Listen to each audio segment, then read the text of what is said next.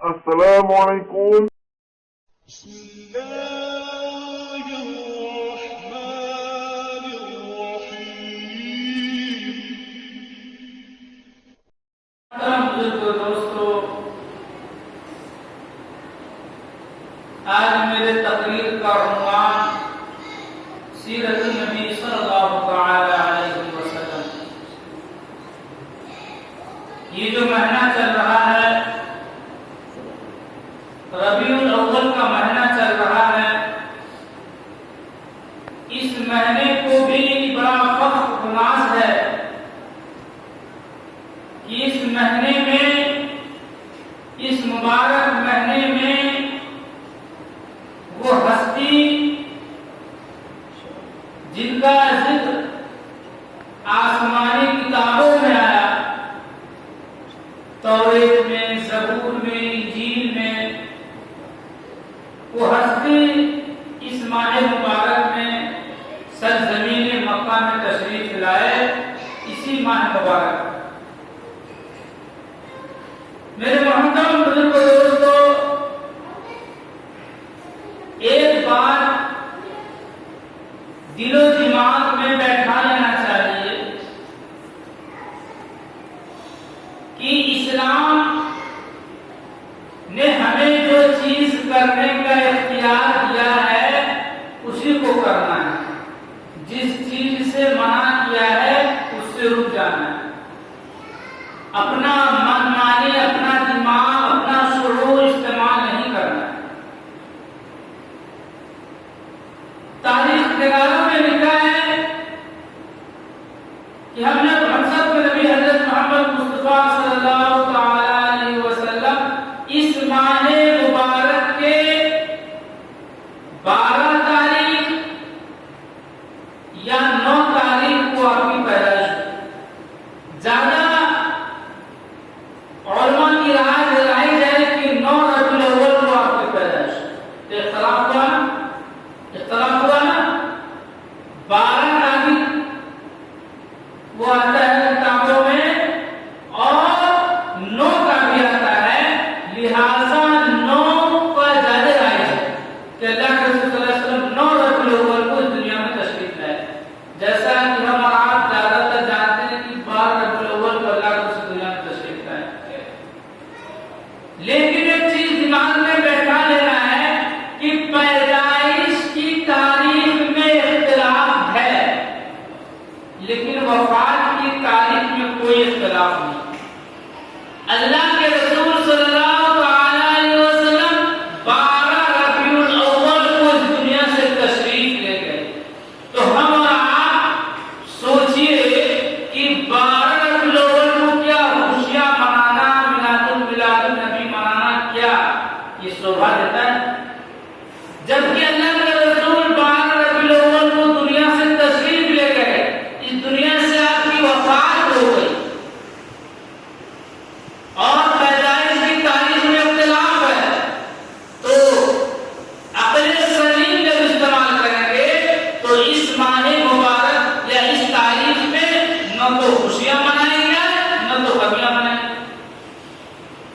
اور ایسا کوئی تاریخ میں نہیں ملتا ہے کہ صحابہ کرام نے 12 ربیع الاول کو کوئی خاص پروگرام کیا ہو. میرے محترم بزرگ دوستو، اللہ کے رسول صلی اللہ تعالی علیہ وسلم مکہ کے سرزمین پہ دنیا میں تشریف لائے. میں آپ حضرات کو بتانا چاہتا ہوں کہ اللہ کے رسول صلی اللہ علیہ وسلم اس جہاں پہ تشریف لائے مکہ میں، آپ کے آنے سے پہلے کا زمانہ کو کیا کہا جاتا؟ زمانہ جاہلیت کہا جاتا. چونکہ آپ سے پہلے، دنیا میں آنے سے پہلے کا جو زمانہ تھا، اس زمانہ کو جاہلیت اس لیے کہا جاتا تھا کہ دنیا میں کوئی ایسی قرآن نہ ہو جو سرزمین مکہ میں نہ ہو رہی. کوئی ایسا گھٹیا کام نہ ہو جو مکہ کے سرزمین پہ نہ ہو رہی. محترم بزرگوں دوستو، مکہ کے سرزمین پہ اللہ کے رسول کے تشریف لانے سے پہلے انسان تو تھے، انسانیت نہیں، خون کی ندیاں بہا دیتے تھے،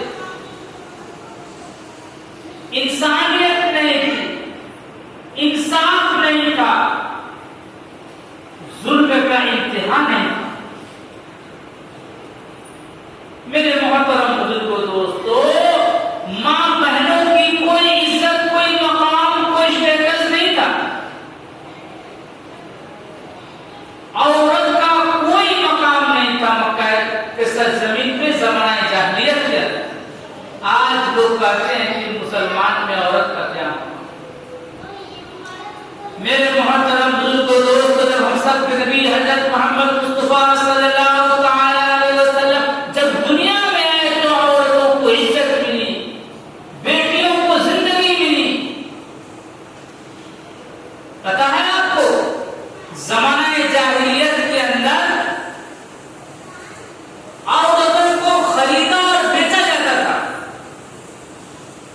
کتنا گھٹیا کام اس وقت ہوتا تھا۔ اتنا ہی نہیں، ایک شوہر جب چاہے اپنی بیوی کو طلاق دیتا تھا، جب چاہے طلاق واپس لے لیتا تھا۔ اتنا ہی نہیں، ایک شوہر خوبصورت مرد کو دیکھ کر شوہر اپنے بیوی کو اس مرد کے پاس بھیج دیا کرتے تھے، اس مرد کے پاس جا کر چند ایام گزارو، جب تک حمل نہ ہو جائے تم واپس نہ آنا، اس لیے کہ اس حمل سے جو بچہ پیدا ہوگا وہ خوبصورت بچہ پیدا ہوگا۔ یہ زمانہ جاہلیت کا واقعہ ہے۔ اتنا ہی نہیں، باپ کے مر جانے کے بعد بیٹا اپنی چادر اپنی ماں کے اوپر ڈال کر اپنی ماں کو بیوی بنا لیتا۔ اتنا ہی نہیں، ایک شوہر 10 بیوی رکھتا تھا، جبکہ اسلام نے 4 کا حساب دیا۔ اتنا ہی نہیں، 10 مرد مل کر ایک عورت سے شادی کر لیا کرتا، جب اس سے کوئی حمل ہوتا تھا وہ عورت جس مرد کا نام لیتی۔ یہ زمانہ جاہلیت کا واقعہ ہے۔ اتنا ہی نہیں، ایک باپ اپنی بیٹی کو زندہ زمین میں گاڑ دیا کرتا۔ کیا مقام تھا عورت لڑکی؟ کوئی مقام نہیں۔ اللہ کے رسول مکہ کو زمین پہ آئے، بیٹیوں کو زندگی میں عزت ملی اور عورتوں کو عزت ملی، ان کا مقام ملا۔ اسلام نے عورتوں کو مقام دیا ہے، اسلام نے عورتوں کو عزت دی ہے۔ میرے محترم بزرگوں دوستو، اس زمانہ کو زمانہ جاہلیت تھا۔ تاریخوں میں لکھا ہے 12 ربیع الاول یا 9 ربیع الاول، میں نے پہلے بتایا کہ اس میں اختلاف ہے، لیکن وفات میں کوئی اختلاف نہیں۔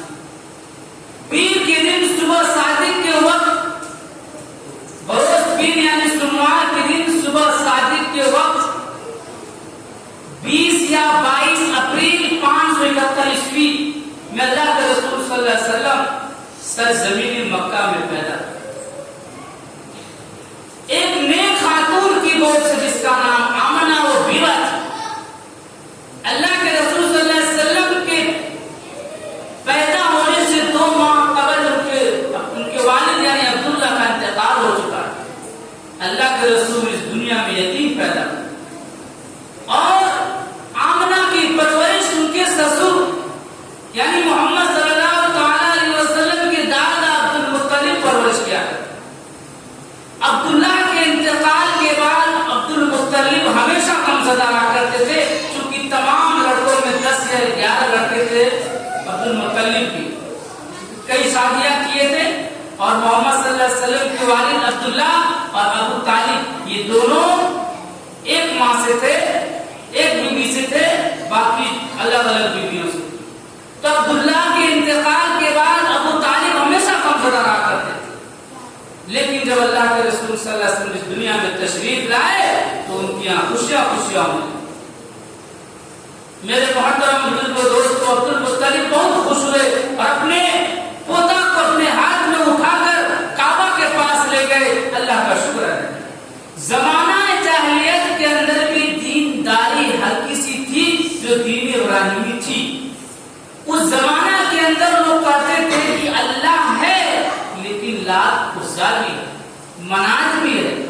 اللہ کے علاوہ لات عزا منات یعنی 360 مورتیاں بھی رکھی تھی کھانا کعبہ کے، مانتے تھے، دین ابراہیمی کے چلتے تھے، حج بھی ہوتا تھا، زمزم کا پانی پلایا جاتا تھا، شوربہ روٹی کھلانے کا انتظام ہوتا تھا۔ وہ جو جس کے ذمہ شوربہ روٹی پلانے کا انتظام ہوتا تھا وہ اپنے آپ کو خوش نصیب سمجھتا، حاجیوں کی خدمت کرنا، لیکن وہ سارے چیز تھے لیکن پورے اسلام کے طریقے پہ نہیں تھے۔ تو میرے محترم بزرگوں دوستو، وقت اجازت نہیں دے رہا ہے، سیرت ایسی چیز ہے، اللہ کے رسول صلی اللہ علیہ وسلم وہ ذات ہے اس دنیا کے اندر جس کو بیان کوئی ایک دن، کوئی 2 دن، چند رات میں نہیں ہو سکتا۔ سیرت کی کتابیں لکھنے والے نے جانے کتنی جلد لکھ ڈالا انہوں نے۔ تو میرے محترم بزرگوں دوستو، امید کرتا ہوں کہ آئندہ جمعہ بھی سیرت میں بات ہوگی، وقت اجازت نہیں دے رہا ہے۔